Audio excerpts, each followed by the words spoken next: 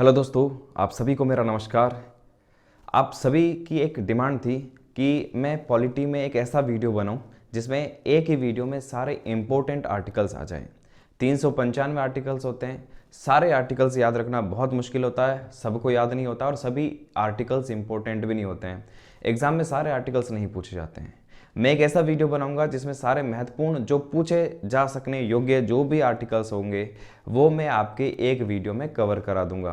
आपकी बहुत सारी डिमांड भी आ रही थी तो मैंने सोचा अभी फ़िलहाल मेरे आरएस के इंटरव्यू पोस्टपोन्ड है तो क्यों नहीं इस समय का सदुपयोग कर लिया जाए। मैं कोशिश करूंगा सिर्फ आर्टिकल्स का वीडियो नहीं, अभी पटवारी का आपका एग्ज़ाम आने वाला है। मैं कोशिश करूंगा कि ये जो टाइम मिला है, अगर डेट थोड़ी सी आगे जाती है तो इस टाइम के बीच में हम एक क्रैश कोर्स की तरह से सीरीज चला सकते हैं जिसमें मुझे पॉलिटी के जो भी इंपॉर्टेंट टॉपिक्स लगेंगे उस पर हम डिस्कस कर लेंगे, कुछ इंपॉर्टेंट क्वेश्चंस पर डिस्कस कर लेंगे। और सिर्फ पॉलिटी नहीं, मैं कोशिश करूंगा हिस्ट्री में, ज्योग्राफी में, पर्यावरण में, हिंदी भी अगर ज़रूरत पड़ी तो कुछ उनके क्रैश कोर्स की तरह जो केवल इम्पोर्टेंट होंगे केवल उन्हीं पर बात करेंगे। बहुत ज़्यादा जो आसान होंगे है ना उस पर हम बात नहीं करेंगे, जो आपने लगभग सभी ने पढ़ लिया होगा उस पर हम बात नहीं करेंगे। केवल जो कुछ इंपॉर्टेंट क्रक्स होगा केवल हम उन पर बात करेंगे। आज का वीडियो आर्टिकल्स पर नहीं है। आर्टिकल्स पढ़ने से पहले, आर्टिकल्स को अगर हमें अच्छे से याद रखना है उसके पहले ज़रूरी है कि जो आर्टिकल्स है वो किस भाग में आता है हमें ये पता होना चाहिए। जो हमारे 395 अनुच्छेद हैं वो 22 भागों में बटे हुए संविधान के। अगर आपको ये पता है कि कौन सा आर्टिकल, जैसे कि आर्टिकल 245 आ गया है तो 245 अगर आपको ये पता है कि कौन से भाग में है तो अगर आपको एग्जैक्ट नहीं भी पता होगा तो आप एक मोटा मोटा आइडिया लगा ही लेंगे कि ये इस भाग से संबंधित था और इस भाग की विषय वस्तु ये थी, तो आपको समझ में आ जाएगा। जैसे अगर मान लो कि आर्टिकल 243 243 की बात करते हैं, आपको 243 का नहीं पता लेकिन अगर आपको ये पता कि इस भाग से संबंधित हैं तो आप भाग से पता लगाकर एक आइडिया लगा सकते हैं कि ये न्यायपालिका से संबंधित नहीं हो सकता, ये आपातकाल से संबंधित नहीं हो सकता है। तो भाग से भी हमें बहुत सारी चीज़ें पता चल जाती है अगर कई बार एग्जैक्ट आर्टिकल नहीं भी पता हो। इसलिए हम आर्टिकल से पहले जो 22 भाग है उसका वीडियो देखेंगे। अब 22 भाग का वीडियो मैं एक पहले करा चुका हूँ, अब ये दोबारा जो करा रहा हूँ ये भी नए तरीके से होगा। मैं ये आपको 22 भाग यहीं पर इसी एक वीडियो में सारे 22 भाग याद करा दूंगा। ये नए तरीके से होगा और ट्रिक के साथ मैं आपको बताऊंगा। ट्रिक के साथ आपको 22 भाग आपके टिप पर होंगे, बहुत आसानी से आपको याद हो जाएंगे। एग्जाम में किसी भी भाग के बारे में पूछेंगे आप बहुत आसानी से बता सकते हैं। तो शुरू करते हैं। देखिए सबसे पहले तो क्वालिटी एजुकेशन की एक बात मैं आपको बता देता हूँ। क्वालिटी एजुकेशन का नया ऐप आ चुका है। हमारे बहुत सारे साथी अभी भी हैं जो अभी भी पुराना ऐप जो है वो ही यूज़ कर रहे हैं। अब पुराने ऐप को हमने प्ले स्टोर से भी हटा दिया है क्योंकि उसमें काफ़ी सारे टेक्निकल इश्यूज़ आ रहे थे। पुराने ऐप को अब हटा दिया है, उसकी जगह क्वालिटी एजुकेशन का नया ऐप आ चुका है, प्ले स्टोर पर अवेलेबल है। तो मैं रिक्वेस्ट करूँगा जिन भी साथी ने अभी तक नया ऐप डाउनलोड नहीं किया है वो नए ऐप को डाउनलोड करें। पुराने ऐप पर आपके टेस्ट नहीं चलेंगे। कहीं साथियों का भी मैसेज आता है कि सर नहीं चल रहा है क्योंकि आप पुराना ऐप यूज़ कर रहे हैं। हालांकि हमने कोशिश की सभी को मैसेज भेजने की, फिर भी कुछ कैंडिडेट्स रह गए। तो आप वापस से, आपका अगर नहीं चल रहा है तो उसे अनइंस्टॉल करें, प्ले स्टोर से नया ऐप डाउनलोड करें, फिर वो आपको यहाँ पर चल जाएगा। और इसके अलावा बहुत सारे साथी अभी टेलीग्राम चैनल से भी नहीं जुड़े। मैं आपसे रिक्वेस्ट करूँगा कि टेलीग्राम चैनल से भी जुड़ जाइए क्योंकि आपकी तैयारी से संबंधित बहुत सारा मैटर आपको यहाँ पर अवेलेबल होगा। कुछ नई जानकारी मेरी तरफ से शेयर करनी होगी तो भी मैं यहाँ पर शेयर करता हूँ। आरएस स्पेशल तैयारी कर रहे हैं तो इस चैनल से जुड़ें, और अगर आप आरएस के अलावा अदर एग्जाम की तैयारी करें तो क्वालिटी एजुकेशन एग्जाम ये सर्च करेंगे, टेलीग्राम चैनल पर आपको मिल जाएगा। तो अब शुरू करते हैं। हम पढ़ने जा रहे हैं संविधान के 22 भाग। मैं आपको ट्रिक के साथ बताऊंगा। अब देखो मुश्किल कहाँ आती है, 1 से 10 तक भाग तो बहुत आसान है, आप बिना ट्रिक के भी याद कर सकते हैं, वो लगभग सभी को पता भी होगी। मुश्किल आती है आगे 11 से लेकर 22 तक याद करने में। जैसे हम पहाड़ याद करते हैं 10 तक 15 तक तो आसानी से याद हो जाते हैं, आगे मुश्किल होता है, सेम वैसा ही है। तो 10 तक में ट्रिक की ज़रूरत नहीं है और मैं ट्रिक से भी आसान तरीका बता दूंगा तो आपको 10 तक तो आराम से याद हो जाएगा। 11 से 22 थोड़ा मुश्किल होता है, उसमें हम ट्रिक यूज़ करेंगे। तो देखो सबसे पहले यहाँ पर मैंने इसको बांटा है, भारतीय संविधान कौन सा भाग है, क्या लिखा हुआ है और कौन से आर्टिकल है। मेन हमें यहाँ पर आर्टिकल्स भी देखने हैं, उसी से हमारा काम है। और भाग, किस भाग की विषय वस्तु क्या है, सीधे सीधे एग्जाम में सवाल यहाँ से भी पूछे जा सकते हैं। आज का ये वीडियो देखने के बाद आपका ये एकदम से क्लियर हो जाएगा। संविधान के 22 भाग देखते हैं। तो सबसे पहले मैंने यहाँ पर संविधान के 22 भाग के बारे में लिखा है। 22 भाग में मैंने इसको अलग अलग हिस्सों में बांटा है। जैसा कि मैंने आपको कहा, शुरू के 10 भाग याद करने में ज़्यादा मुश्किल नहीं है, 11 से 22 भाग हमें याद करने में थोड़ी सी मुश्किल आती है। तो 11 से 22 को हम ट्रिक के साथ याद करेंगे, और 1 से 10 है मैं आपको ट्रिक से भी आसान तरीके से याद करा देता हूँ। तो सबसे पहले शुरू करते हैं भाग 1। देखो, इसको समझने के लिए पहले मैंने भाग 1 से लेकर 4A तक बांटा है। मैं यहाँ पर भारत का एक नक्शा बना देता हूँ आसानी से, फिर आपको बहुत आसानी से क्लियर हो जाएगा। मैंने आपको पहले भी एक वीडियो बनाया था स्पेशल भारत के नक्शे को आसानी से बनाने, हालांकि मेरी काफ़ी टाइम से प्रैक्टिस छूटी है, लेकिन फिर भी मैं कोशिश करता हूँ ये आसानी से बन जाए। और मुझे लगता है आपने भी काफ़ी प्रैक्टिस की होगी उस वीडियो को, अगर आपने देखा है तो। और अगर आप थोड़ी सी प्रैक्टिस करें तो ये आसानी से हम बना सकते हैं। मेरे ख्याल से लगभग वैसा बन गया है। अगर आप यहाँ पर अब भारत के नक्शे को देख पा रहे हैं, इससे हम देखो 1 से लेकर 10 तक सारे भाग इस एक नक्शे से याद रख देंगे। कैसे? सबसे पहले बात आती है भाग 1 की। देखो, मैंने आपको बताया आपको मेनली आर्टिकल ध्यान में रखने के लिए भाग को भी ध्यान में रखना पड़ेगा। ठीक है, अगर आपको किसी आर्टिकल के बारे में ध्यान में है और उसके साथ आपको भाग याद है, तो आप एक अंदाज़ा लगा सकते हैं कि वो आर्टिकल किससे रिलेटेड है। सबसे पहले हम बात करते हैं भाग 1। यहाँ पर हमारे देश का नक्शा है। ठीक है, यहाँ पर आप अंडमान निकोबार और यहाँ पर आप लक्षद्वीप को भी रख सकते हैं। सबसे पहले है हमारे भारत देश, यानी इसको हम कहेंगे संघ। पूरे भारत देश को हम यहाँ पर संघ, यूनियन के नाम से जानेंगे। यूनियन एंड इट्स टेरिटरीज, संघ और उसका राज्य क्षेत्र। हमारा जो भारत है, हमारा जो देश है, उसका राज्य क्षेत्र, उसका क्षेत्र कहाँ कहाँ तक है।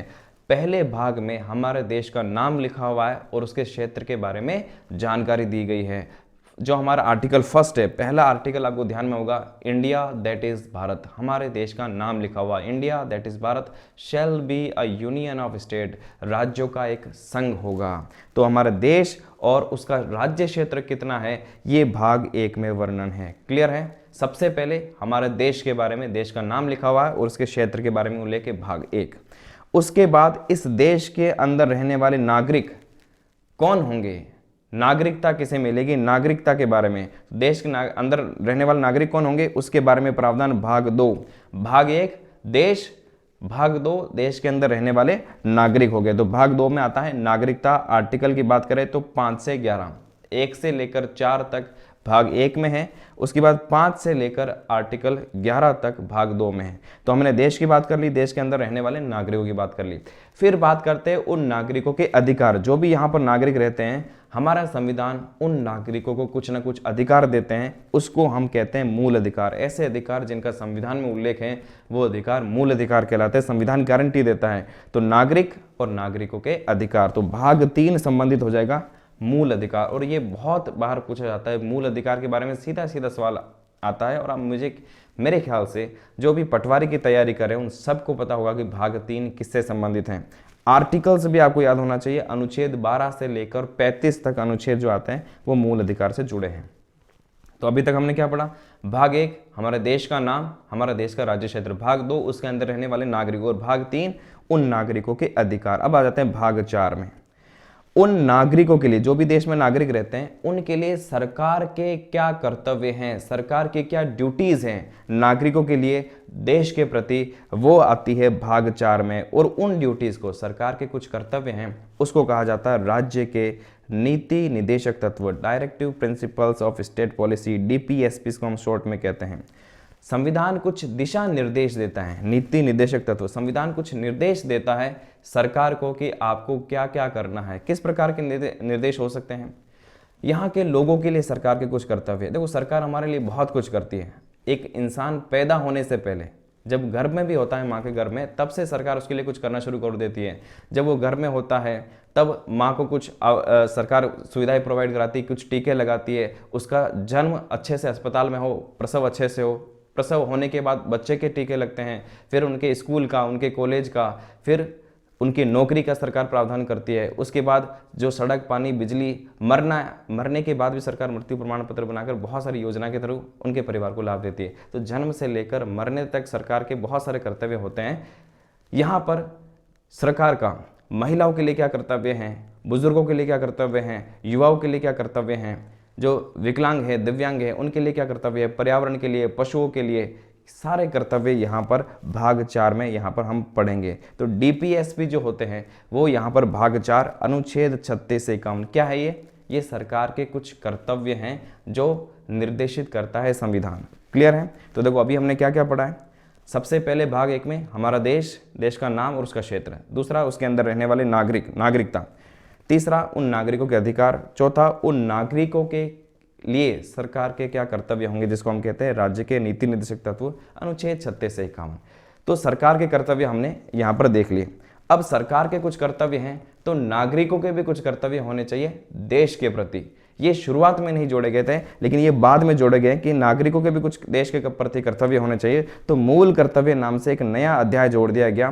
तो 4A, ध्यान देना, नया अध्याय जोड़ने के बाद 22 के बाद 23वां भाग नहीं जोड़ा है, 4 के साथ ही 4A जोड़ दिया गया। कब जोड़ दिया गया ये आप मुझे कमेंट में लिखकर बताएंगे कि 4A कब जोड़ा गया। और आर्टिकल भी नया आर्टिकल 396 आर्टिकल कभी नहीं मिलेगा, आर्टिकल वही रहेंगे 395, जो भी आर्टिकल जुड़ेंगे वो इसमें जुड़ेंगे। तो 51A नया आर्टिकल है। मेरे ख्याल से आपको 4A तक याद करने में कोई भी प्रॉब्लम नहीं होगी। देश, देश के अंदर रहने वाले नागरिक, नागरिकों के अधिकार और नागरिकों के लिए सरकार के क्या कर्तव्य हैं और नागरिकों के कर्तव्य। इसके साथ अब आपको आर्टिकल पता होना चाहिए। अगर ये आपको आर्टिकल्स पता होंगे तो जो हमारा नेक्स्ट वीडियो आएगा आर्टिकल पर, उस पर आपको आसानी से आर्टिकल्स याद रह जाएंगे। कोई ज़्यादा मुश्किल नहीं है। मैं बहुत लिमिटेड आर्टिकल्स आपको बताऊंगा और वो भी आपको ज़्यादा मुश्किल नहीं होगी। अब नेक्स्ट देखते हैं 5 से लेकर 10 तक। अभी देखो हमने यहाँ पर पूरे भारत के नक्शे में देखा था, पूरे ये भारत हमारा संघ है। अब हम बात करते हैं नागरिक, देश और नागरिक की बात हो गई। अब भाग 5 से लेकर 10 तक सरकार की बात होगी। संविधान में भाग 1 से लेकर 4 और 4A तक देश की और नागरिकों की बात होती है। अब यहाँ पर बात होगी भाग 5 से लेकर 10 तक सिर्फ सरकार की। तो सबसे पहले आती है संघ और उसका राज्य क्षेत्र, यूनियन एंड इट्स। संघ और उसका राज्य क्षेत्र, मेरे ख्याल से संघ, इसको केवल द यूनियन लिखना चाहिए। संघ और उसका राज्य क्षेत्र इसको यहाँ पर नहीं लिखना चाहिए, इसको लिखना चाहिए द यूनियन, ओनली संघ लिखना चाहिए। यहाँ पर हम संघ का मतलब हो गया संघ सरकार। संघ और उसका राज्य क्षेत्र तो भाग 1 हो ही गया। संघ सरकार यहाँ पर होना, वैसे तो केवल संघ शब्द लिखा हुआ है, संघ शब्द का मतलब आप समझेंगे संघ सरकार। द यूनियन इसको इंग्लिश में लिखेंगे। और आर्टिकल की बात करें तो देखो यहाँ पर 100 आर्टिकल के भाग 5, मैंने आपको बताया कि भाग 3 और भाग 5 बहुत ही महत्वपूर्ण है। सबसे ज़्यादा सवाल यहीं से आते हैं। लगभग 100 अनुच्छेद, 52 से लेकर 151, टोटल 100 आर्टिकल यहाँ पर है भाग 5 में। अब देखो सबसे पहले याद रखना, बहुत ही आसान, सबसे पहले भाग 5 में पूरा देश आ जाता है। संघ, सबसे बड़ी सरकार, देश की सरकार जिसको हम कहते हैं संघ सरकार, सेंट्रल गवर्नमेंट जिसको हम कहते हैं। तो संघ सरकार के बारे में यहाँ पर उल्लेख आएगा। तो भाग 5 संघ सरकार। संघ सरकार के बाद कौन सी सरकार आती है, उससे छोटी सरकार राज्य की सरकार। तो भाग 6 में पहले 5, उसके बाद 6 में उसके अंदर जो भी राज्य होंगे वो राज्य की सरकार। 152, 151 के बाद 152 से लेकर 237 तक कोई भी आर्टिकल आता है तो वो भाग 6 राज्य, राज्य का मतलब जो भी हमारे प्रांत है, राजस्थान है, पंजाब है, उन राज्यों के बारे में प्रावधान है, उनकी विधानसभा है, राज्यपाल है, उन सब के बारे में हमें प्रावधान मिलेगा। इसके बाद आ जाते हैं भाग 7। भाग 7 में क्या है, भाग 7 में कुछ नहीं है। भाग 7 निर्सित यानी कि डिलीट हो चुका है। भाग 7 में वर्तमान में कुछ नहीं है। इससे जुड़ा क्या सवाल पूछ सकते हैं, भाग 7 कब डिलीट हुआ, तो भाग 7 7वां संविधान संशोधन, दो 7 से 7 आप ध्यान रखेंगे, 7वां भाग 7वें संविधान संशोधन 1956 से इसको डिलीट कर दिया गया। अब ऐसा क्या था इसमें डिलीट कर दिया, तो इसमें लिखा हुआ पहली अनुसूची के भाग ख के राज्य इसमें थे। 7वां संशोधन अधिनियम 1956 द्वारा इसे निरसित कर दिया। अब भाग ख के या पार्ट बी के राज्य क्या होते हैं, देखो जब देश आज़ाद हुआ तो उसके अंदर जो भी राज्य थे उसको 4 हिस्सों में बांटा गया और उसको 4 अलग अलग भाग में रखा गया। भाग 6 में राज्य, भाग 7 में भी राज्य, भाग 7 में भाग ख के राज्य थे, या पार्ट सी के राज्य 8 में और पार्ट डी के राज्य 9 में। तो बाद में क्या हुआ, भाग ख के राज्य हटा दिया गया। भाग ख के राज्य है क्या, भाग 6 में वो राज्य थे जो सीधे ब्रिटिश के अधीन आते थे। भाग 7 में वो राज्य थे जो राजाओं की रियासतें थी। भाग 8 में केंद्र शासित प्रदेश थे, आज भी केंद्र शासित प्रदेश में है। और भाग 9 में अंडमान और निकोबार, इनके बारे में यहाँ पर लक्षद्वीप के बारे में इनका उल्लेख था। तो बाद में 1956 के बाद ऐसा हुआ कि ये अलग अलग कैटेगरी जो राज्यों की बनाई गई उस कैटेगरी को समाप्त कर दिया और सारे राज्यों को एक जैसा दर्जा दे दिया गया। तो फिर ब्रिटिश प्रांत और देसी राजाओं की जो रियासत थी उनको अलग अलग करने का कोई औचित्य नहीं था। तो इस भाग 7 को पूरे ही डिलीट कर दिया गया और उसमें एक ही आर्टिकल था 238, इस आर्टिकल को भी डिलीट कर दिया गया। अब 238 जो आर्टिकल है वो अब मौजूद नहीं है। केंद्र शासित प्रदेश अभी भी वैसे ही है, भाग 8 वैसा ही रखा गया। तो देखो, पहला है सबसे बड़ी सरकार, संघ सरकार, बहुत अच्छे से आप आसानी से याद रख सकते हो। भाग 5 से सरकार शुरू होती है, पहले संघ सरकार, उसके बाद उससे छोटी राज्य सरकार, फिर उससे भी छोटी, आपको भाग 8 में आना है, राज्य से भी छोटा आता है केंद्र शासित प्रदेश या यूनियन टेरिटरीज। आपको मुझे अब कमेंट करके बताना है कि वर्तमान में भारत में कितने राज्य हैं और कितने संघ राज्य क्षेत्र हैं। मैं पहले के वीडियो में बता चुका हूं, ठीक है। अब केंद्र शासित प्रदेश हो गए 239 से 242। अब इससे भी छोटा, इससे भी छोटी सरकार, देखो सबसे पहले सबसे बड़ी सरकार केंद्र की सरकार, फिर उससे छोटी राज्य की सरकार भाग 6, फिर उससे भी छोटा केंद्र शासित प्रदेश भाग 8, ध्यान रखना भाग 7 डिलीट हो चुका है। अब उससे भी छोटा, अब गांव की सरकार आ जाएगी, पंचायत यहाँ पर आ जाएगी। तो यहाँ पर सबसे पहले 9 में पंचायत, वैसे ये पंचायत का 3 स्तर होते हैं, गांव के स्तर पर ग्राम पंचायत, फिर पंचायत समिति और जिले के स्तर पर जिला परिषद। तो पंचायत सबसे छोटी सरकार हो गई पंचायत। और इसमें एक ही आर्टिकल आपको ध्यान में रखना है 243, लेकिन इस 243 के बहुत सारे भाग कर दिए गए हैं। 243, फिर 243 ए से लेकर 243 बी सी डी, इस तरह से 243 ए से लेकर ओ तक, टोटल 15 आर्टिकल, 15 + 1 16 आर्टिकल इस पंचायत में शामिल है। इसके बाद 9A, अब देखो ये बाद में जोड़ी गई, क्योंकि पहले 9 वाली तो हटा दी गई। कब जोड़ी गई ये भी पता होना चाहिए। ये जोड़ी गई 73वां संविधान संशोधन 1992, ये जोड़ी गई 74वां संविधान संशोधन 1992, और ये जोड़ा गया 97वें संविधान संशोधन 2011। इसको खासतौर पर आपको ध्यान में रखना। 9th A और 9th B, पंचायत, नगरों की सरकार नगर पालिका, और ऐसे ही कोऑपरेटिव सोसाइटी सहकारी समितियां, ये सारे आर्टिकल 243 में आते हैं। 243 के अलग अलग भाग है, ए से लेकर ओ, फिर पी से लेकर जेड जी, जेड एच से लेकर जेड टी। भाग 9 क्लियर है। सबसे पहले 5 से शुरू करेंगे। सबसे बड़ी सरकार संघ सरकार, उसके बाद उससे छोटी राज्य सरकार, फिर उससे छोटा केंद्र शासित, फिर उससे भी छोटा गांव की सरकार पंचायत, शहर की सरकार नगर पालिका। अब उससे भी छोटी सरकार, अब गांव की सरकार से भी छोटी सरकार कौन सी है? कुछ क्षेत्र हैं, हमारे देश के कुछ क्षेत्र हैं जहां पर ट्राइब्स एरिया रहते हैं, जनजातीय क्षेत्र हैं, और जनजातीय क्षेत्र में पूरी तरह से भारत का संविधान लागू नहीं होता है। वहाँ की अलग तरह की सरकार, अलग तरह के कानून लागू होते हैं। आपको पता है, आपको पूरे देश में कहीं पर भी घूमने की स्वतंत्रता है, लेकिन ध्यान देना कुछ ट्राइब्स एरिया है वहाँ पर आपको जाने की पूरी तरह से स्वतंत्रता नहीं होती है। वहाँ के अलग कानून हैं, भारत के संविधान से भी कुछ अलग कानून वहाँ पर लागू होते हैं। तो कुछ क्षेत्र और हैं, उनको हम कहते हैं अनुसूचित और जनजातीय क्षेत्र। बहुत छोटे क्षेत्र है, नॉर्थ ईस्ट में है, और भी जहां पर जनजातीय क्षेत्र है, छत्तीसगढ़ है, झारखंड है, वहां पर ये भाग के बारे में लागू होते हैं। आर्टिकल की बात करें तो एक ही आर्टिकल है 244, और इसके साथ बाद में और जोड़ा गया 244A। भाग 1 से 10 यहाँ पर कंप्लीट हो गया, और मेरे ख्याल से आपको भाग 1 से लेकर 10 तक याद करने में कोई भी दिक्कत नहीं है। हम 2 मिनट में इसको वापस से रिवाइज करेंगे। देखो सबसे पहले तो भाग 1 देश यानी संघ और उसका क्षेत्र, उसके अंदर रहने वाले नागरिक, नागरिकों के अधिकार, नागरिकों के लिए सरकार के कर्तव्य और नागरिकों के कर्तव्य हो गए। 1 2 3 4 4 हैं। अब 5 से लेकर 10 तक, सबसे पहले 5 में सबसे बड़ी सरकार केंद्र सरकार, फिर उससे छोटी राज्य सरकार, फिर उससे छोटे केंद्र शासित प्रदेश, फिर उससे भी छोटी गांव की सरकार और नगर की सरकार, और उससे भी छोटे कुछ अनुसूचित जनजातीय क्षेत्र। क्लियर हो गया 10 तक। अब हमें 11 से 22 तक याद करना है, उसके लिए हम ट्रिक यूज करेंगे। अब हमारे यहाँ पर ट्रिक क्या है, 11 से 16 के लिए अलग ट्रिक है, फिर 17 से 22 अलग ट्रिक है, आपको आसानी से याद हो जाएगी। यहाँ पर मैंने एक ट्रिक लिखी है, देखते हैं ट्रिक क्या है। आपको क्या याद रखना है, एक लाइन याद रखनी है, REFI, इसको आप रफ़ी पढ़ सकते हैं, REFI रफ़ी। रफ़ी ट्रेन से इलेक्शन बूथ पर गया, रफ़ी ट्रेन से इलेक्शन बूथ पर गया, एक लाइन आसानी से याद रख सकते हैं, रफ़ी। अब रफ़ी में क्या, देखो सबसे पहले यहाँ पर आ रहा RE आते ही आपके ध्यान में, RE से आपको ध्यान में आना चाहिए रिलेशन, RE से आएगा रिलेशन। रिलेशन का मतलब क्या होता है, संबंध, किसके बीच में। अभी हमने केंद्र सरकार पढ़ लिया, राज्य सरकार भी पढ़ लिया, अब आएगा केंद्र और राज्य सरकार के बीच में संबंध।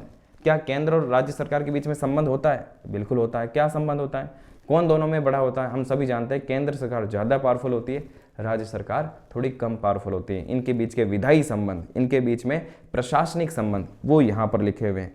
कौन सा कानून केंद्र सरकार बनाएगी, कौन सा कानून राज्य सरकार बनाएगी, ये सारा हमें भाग 11 में। तो relations between the union and the state, संघ और राज्य के मध्य संबंध। अब बात करते हैं आर्टिकल्स की। 244 तक हमें याद हो गया।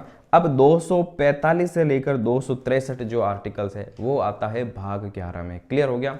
आपको याद रखना है, रफ़ी ट्रेन से इलेक्शन बूथ पर गया, तो रफ़ी में RE हो गया। अब आते हैं FI, रफ़ी में FI में क्या है?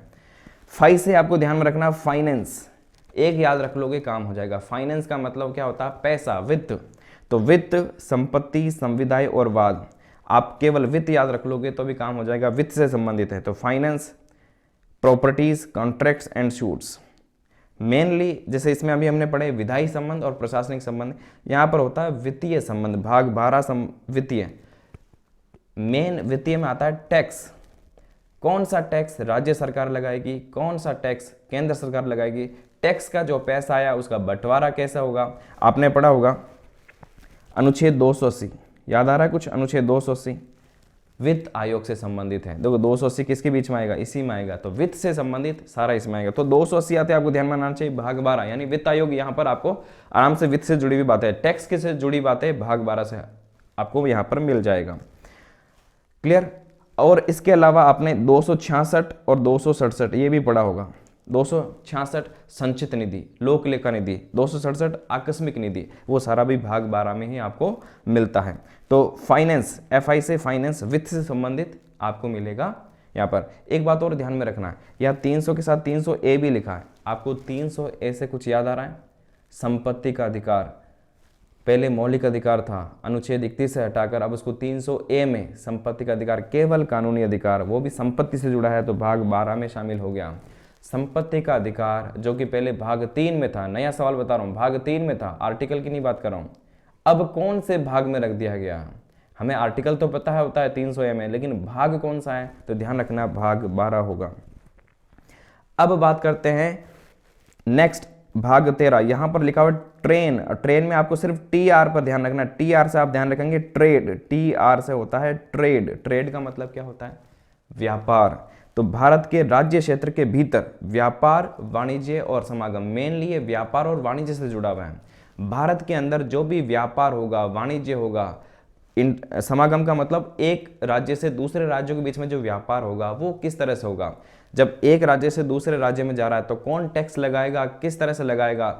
संसद चाहे तो किसी राज्य पर पाबंदियां भी लगा सकती है, कोई एक राज्य इस तरह का कानून नहीं बना सकता कि दूसरे राज्यों पर अफेक्ट पड़े। इस तरह की बात इस भाग 13 में हमें मिलती है, 301 से लेकर 307 के बारे में। अब आपके दिमाग में यहाँ पर व्यापार वाणिज्य से संबंधित में किसान बिल के बारे में भी दिमाग में आ रहा है, व्यापार वाणिज्य, हालांकि उसके बारे में कभी मौका मिला, वैसे आप खूब देख रहे हैं, खूब चीज़ें आपने इसके बारे में पढ़ी होगी। पटवारी में ज़्यादा इंपॉर्टेंट नहीं है, सिर्फ कानून के नाम जरूर आप ध्यान में रख लेना, कौन कौन से कानून है। जो 3 कृषि कानून है, 3 में से 2 तो नए कानून है, एक जो आवश्यक वस्तु संशोधन अधिनियम वो 1955 का कानून था, इसमें केवल संशोधन हुआ, केवल इतना ध्यान रखना। अब आ जाते हैं भाग 14 नेक्स्ट। देखो REFI ट्रेन का ट्रियर, और यहाँ पर है SE से आपको ध्यान में रखना है SE सर्विसेज, सेवाएं। किस तरह की सेवाएं? राज्य सेवा और संघ लोक सेवा। RPSC, UPSC आपने सुना होगा, राजस्थान में RPSC है, केंद्र में UPSC है। जो भी सर्विसेज होती है, जो भी सेवाएं होती है केंद्र की, राज्य की, वो कौन कराता है? UPSC कराती है केंद्र में, SSC कराती है, और इसके अलावा RPSC राज्य में होगा, PCS जो भी हैं अलग अलग। तो केंद्रीय सेवाएं और राज्य सेवाओं के बारे में उल्लेख मिलेगा हमें भाग 14 में। ये भाग 14 बहुत महत्वपूर्ण है, इसको आप ध्यान में रखना। 308 से लेकर 323, आर्टिकल 312 बहुत बार पूछा जाता है, अखिल भारतीय सेवाएं, राज्यसभा का विशेष अधिकार किस में आएगा? भाग 14 में आएगा, संघ और राज्यों के अधीन सेवाएं। अब बात करते हैं 14A। अब 14A का तो हमारे यहाँ पर ट्रिक में आ नहीं रहा है, क्यों नहीं आ रहा है? ये तो बाद में जोड़ा गया है, और हमारी ट्रिक तो पहले ही बन चुकी थी। ओके, तो ये बाद में जोड़ा गया है, इसमें यहाँ पर शामिल, अभी हमने इसको ट्रिक में नहीं किया है। 14A अधिकरण, ये भी बहुत पहले जुड़ गया था, हम तो पैदा भी नहीं हुए थे। 42वां संविधान संशोधन 1976 में ही जुड़ गया था, ये भी 42वां, भाग 4A और 14 है, 42वें संविधान संशोधन के तहत ही जोड़े गए। अधिकरण, ट्रिब्यूनल। अब ये ट्रिब्यूनल क्या होते हैं? ये भी एक प्रकार के न्यायालय होते हैं, लेकिन जरूरी नहीं कि इसमें बैठने वाले न्यायाधीश हो, न्यायाधीश भी हो सकते हैं, प्रशासक भी हो सकते हैं। अलग अलग तरह के प्राधिकरण क्या होते हैं? ये कुछ विशेष मामलों की ही सुनवाई करते हैं। न्यायालय किसी भी तरह के मामले की, सिविल मामला हो, है ना, फौजदारी केस हो, किसी भी तरह के केस सुनता है, लेकिन ये कोई विशिष्ट मामला ही सुनता है। जैसे आपने एक सुना होगा एनजीटी, नेशनल ग्रीन ट्राइब्यूनल्स, राष्ट्रीय हरित प्राधिकरण, वो केवल पर्यावरण से संबंधित केस सुनेगा, दूसरे केस नहीं सुनेगा। इसी तरह के अधिकरण की बात हो रही है, यहाँ पर 323 ए में है, 323 बी में। ए में केवल प्रशासनिक विवाद, कोई प्रशासनिक अधिकारियों से संबंधित कोई विवाद हो गया है तो ये प्रशासनिक अधिकारियों से जुड़ा है और इसके संबंधित अधिकरण बना दिया है, इसलिए इसके साथ इसको जोड़ दिया गया है। तो प्रशासनिक अधिकरण बना हुआ है और अन्य अधिकरण बना हुआ 323 बी में होता है। अब आ जाते हैं हम वापस अपनी ट्रिक पे। अगला लिखा हुआ है इलेक्शन। तो इलेक्शन से आपको ध्यान में रखना है इलेक्शन, निर्वाचन, और इसमें निर्वाचन आयोग सबसे इंपॉर्टेंट यहाँ पर यही पूछा जाता है, निर्वाचन आयोग का उल्लेख कहाँ पर है, तो आपको ध्यान में रखना है निर्वाचन आयोग का उल्लेख भाग 15 में है। देखो यहाँ पर RE 11, 12, 13, 14, 15 और ये PR से 16 में पर आ जाएंगे। तो निर्वाचन आयोग हो गया 324 से 329। अब आते हैं इसके नेक्स्ट भाग 16, यहाँ पर लिखा हुआ PR। अब PR से आपको ध्यान में रखना है, PR से आपको ध्यान में रखना है प्रोविजन। प्रोविजन का मतलब होता है प्रावधान, उपबंध। सरकार ने संविधान कहेंगे, संविधान ने कुछ प्रावधान कर रखे हैं, कुछ उपबंध कर रखे हैं, किसके लिए? Provision for some special classes, कुछ वर्गों के लिए विशेष प्रावधान कर रखे हैं, उपबंध। वो विशेष वर्ग कौन से? अनुसूचित जाति, जनजाति, पिछड़े वर्ग और आंग्ल भारतीय। हालांकि ध्यान रखना, आंग्ल भारतीयों के लिए अब जो रिजर्वेशन था स्पेशल, वो अब हटा दिया गया है, अब वहां पर मौजूद नहीं है। क्लियर? तो 330 से लेकर अनुच्छेद 342 तक भाग 16 में आता है। तो एक लाइन से आपको आसानी से याद हो सकता है, रफ़ी ट्रेन से इलेक्शन बूथ पर गया। वापस रिवाइज करते हैं। रफ़ी में RE रिलेशंस किसके बीच में? केंद्र और राज्य के बीच में। फाई से फाइनेंस, ट्रेन से ट्रेड, उसके बाद से सर्विसेज, इलेक्शन बूथ से इलेक्शन, पर से प्रोविजन। क्लियर हो गया? ये हो जाएंगे 11 से 16। अब हम लास्ट पढ़ रहे हैं 17 से लेकर 22 तक। उसके लिए सिर्फ आपको एक वर्ड याद रखना है, LEMATS, लीमेट्स। अगर आप एक वर्ड याद रख लेंगे तो आपको सारे 17 से 22 तक याद हो जाएंगे। कैसे? सबसे पहले आपको L से ध्यान में रखना है लैंग्वेज। कौन सी language? Official language. Official language का मतलब होता है राजभाषा। भारत की राजभाषा क्या है? भारत की राजभाषा है हिंदी। ध्यान रखना, हिंदी को राष्ट्रभाषा का दर्जा नहीं प्राप्त है, वो केवल राजभाषा है। ऑफिशियल, आधिकारिक जिसको भाषा हम कह सकते हैं देश की, वो हिंदी है। भाग 17 में इसका उल्लेख मिलेगा और आर्टिकल इसका याद रखना बहुत जरूरी, 343 से लेकर 351। ई से क्या है? ई से ध्यान में रखेंगे इमरजेंसी। इमरजेंसी का मतलब क्या होता है? आपातकाल। तो आपातकाल से जुड़े प्रावधान भाग 18। देखो 17, 18, 19, 20, 21 और 22। एम से ध्यान में रखना मिसलेनियस। मिसलेनियस का मतलब क्या होता है? मिसलेनियस आपने मैथ्स में पढ़ा होगा। यहाँ पर एक मिसलेनियस, जब मिसलेनियस में होता है कि अलग अलग तरह के प्रावधान, आपने मैथ्स में पढ़े होंगे, जब आप सारे अलग अलग टाइप के सवाल कर ले तो लास्ट में आता है मिसलेनियस। मिसलेनियस का मतलब होता है कि सारे मिक्स में सवाल। तो यहाँ पर भी बहुत सारे मिक्स में अलग अलग प्रोविजन है, वो यहाँ डाल दिए गए, इसलिए इसको नाम दे दिया मिसलेनियस या प्रकीर्ण इसको कह सकते हैं। Article 361 to 367। आपातकालीन का भी खास तौर पर ध्यान रखना, 352 से 360, ये तो बहुत बार पूछा जाता है। 352, 356 और 360। 352 में क्या है? राष्ट्रीय आपातकाल। 356 में क्या है? राज्यों में राष्ट्रपति शासन। और 360 में क्या है? वित्तीय आपातकाल। अब मैं आपको एक खास चीज, बहुत इंपॉर्टेंट चीज यहां पर बता रहा हूं। राज्य में राष्ट्रपति शासन किस अनुच्छेद के तहत लगाया जा सकता है? हमें पता है 356। मान लीजिए कि अगर ऑप्शन में 356 नहीं होता है, इसकी 356 ऑप्शन में ही नहीं है चारों में, फिर इसका सही आंसर क्या होगा? इसमें एक आर्टिकल और होता है, वो यहां पर आएगा 365। केंद्र सरकार अनुच्छेद 365 के तहत पे ही राज्य में राष्ट्रपति शासन लगा सकते हैं। मतलब राज्य में राष्ट्रपति शासन 2 आर्टिकल के तहत आता है, 356, 365। अब इसमें क्या है? इसमें तो हमने 356 में तो पढ़ा, संवैधानिक तंत्र की विफलता होने पर राज्य में राज्यपाल की अनुशंसा पर राष्ट्रपति शासन लग सकता है। 365 में क्या है?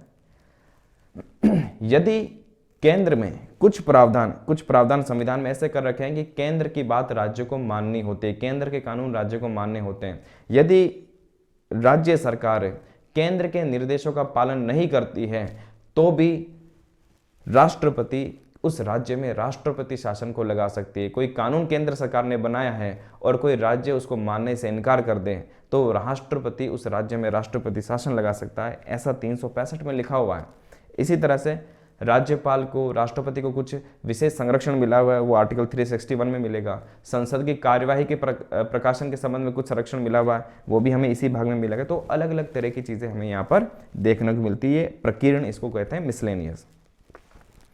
अब अगला है ए से आपको ध्यान में रखना अमेंडमेंट। ए से क्या ध्यान में रखेंगे? अमेंडमेंट। अमेंडमेंट का मतलब क्या होता है? संशोधन। किस में संशोधन? संविधान में संशोधन। तो संविधान में संशोधन भाग 20 में आ जाएगा। ये भाग 20 बहुत इंपॉर्टेंट है, इसको अच्छे से आप ध्यान रखेंगे। और एक ही आर्टिकल आता है 368। ये आर्टिकल भी बहुत इंपॉर्टेंट है। संविधान का संशोधन कौन से अनुच्छेद के तहत? 368 के तहत। क्लियर है? इसके बाद आ जाते हैं हम भाग 21 में।